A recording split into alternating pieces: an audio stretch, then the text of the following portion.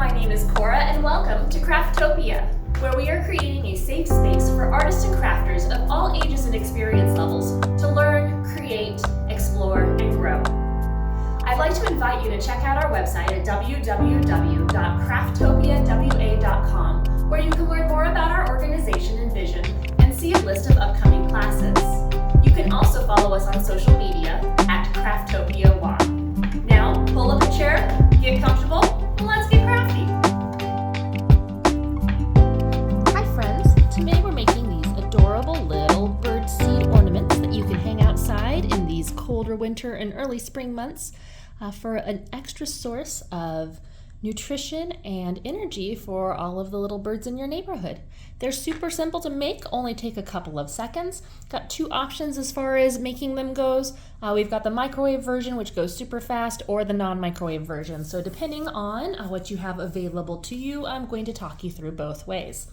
So I do recommend that you do this over something that is safe and protected. So even just the plastic bag that your kit came in, have that stretched out on the table in front of you.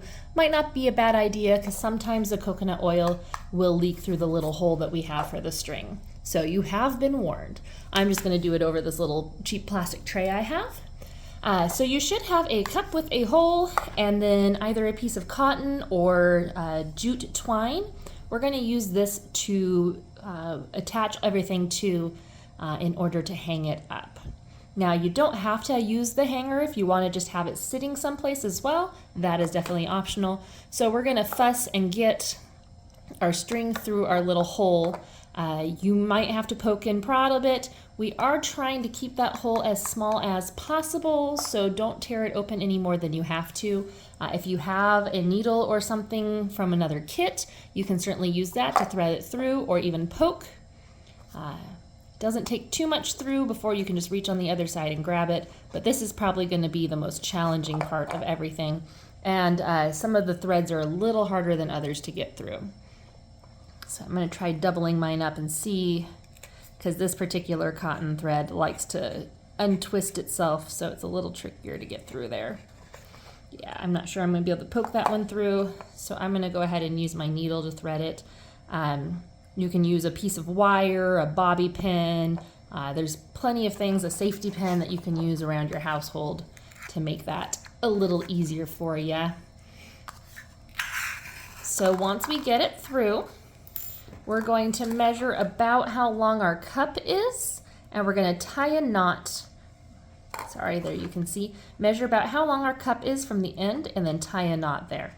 And we're just going to crisscross it over itself and tuck our tails through. It doesn't have to be perfect. This is just to keep our string from pulling out if we accidentally pick it up before it has a chance to cool completely. So the knot doesn't have to be too big, but we definitely want to make sure it is bigger than the hole in our cup.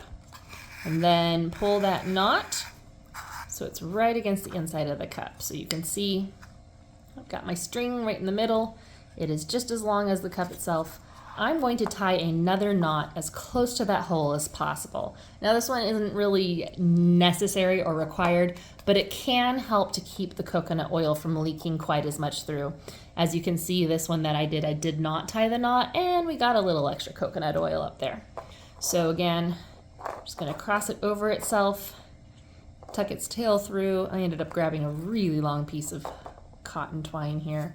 I'm going to put my finger right where I want the knot to tighten, and then just keep sliding that knot towards that hole to keep it as close to the cup as possible. And once I have those two knots in place, I am ready to go. All right, so we do need to melt our coconut oil. Coconut oil comes very hard white form, so you've got a little container of coconut oil in there.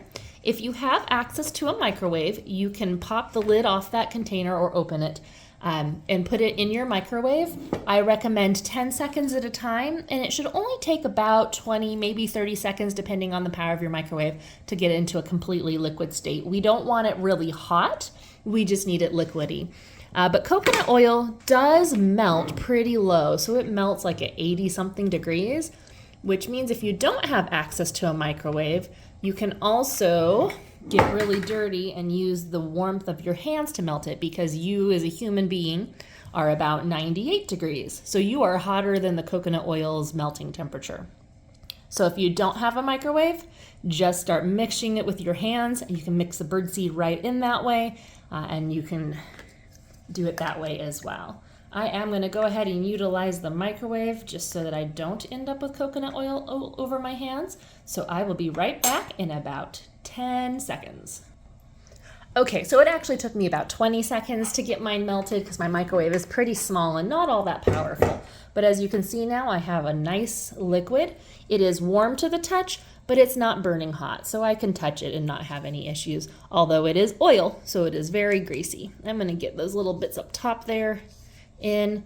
You may want to grab a spoon as well. You can certainly use your fingers, but a spoon will be a less messy process. So I'm going to set that aside for a second. Let's get our birdseed prepped.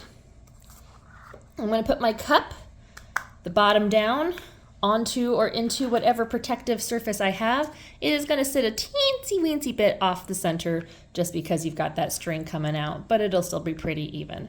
All right, we're going to fill our cup not too full, about 2/3 full of birdseed. So you will probably have more birdseed than you need to fill your cup.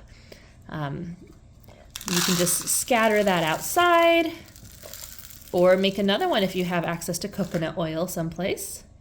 All right, and I'm trying to keep my string right in the middle there as best I can. And get these pieces off of me. All right, so we're gonna drizzle our liquid coconut oil right into the middle of that and then give it a very gentle stir. Not too vigorous, we just wanna make sure that all of the seeds have got a nice coating. You don't have to do this in the cup. If you have another bowl available or something, you can also mix the two together there and then dump it in your cup. But I'm trying to make this as easy and as less dishes as possible. So I'm just gonna go around the side again, trying to keep my string in the center and just mushing it all around. We want all of those seeds to have a little coating of coconut oil. That way they will stick together well.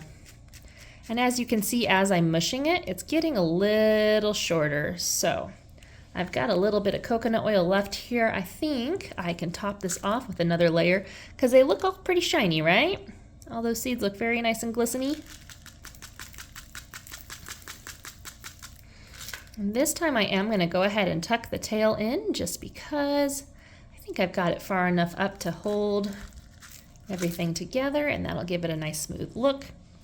Dump the last little bit of my coconut oil in, smush it all around, and then I'm going to use the back of my spoon and really make sure that it's nicely compressed. It's very important that those seeds touch each other with that coconut oil so that when it cools, it will get solid. All right, my work here is done. We're just going to let that sit. And in a couple of hours, it should start looking really white and be ready to go. Once it does turn this color, you can just carefully tear your cup and pull it off, and then your ornament will be ready to hang outside for all the birdies to enjoy. Hope you had a fun time making this, and we'll see you next time. We hope you had a good time crafting with us today. If you have any questions regarding this project, feel free to leave a comment below or send us an email at info@crafttopiawa.com. And be sure to hit that subscribe button so you won't miss out on any future crafty goodness. Until next time!